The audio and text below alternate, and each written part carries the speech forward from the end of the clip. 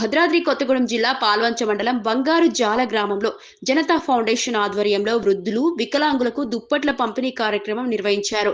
తీవ్ర చలికాలంలో వృద్ధులు వికలాంగులు ఇబ్బందులు పడుతున్న పరిస్థితిని గమనించిన జనతా ఫౌండేషన్ అధ్యక్షురాలు బేరాశ్రీ లక్ష్మి చొరవతో ఈ సేవా కార్యక్రమం చేపట్టారు. ఈ కార్యక్రమానికి ముఖ్య అతిథిగా ఆర్ఎం ప్రశాంత్ పాల్గొని దుప్పట్లు పంపిణీ చేశారు.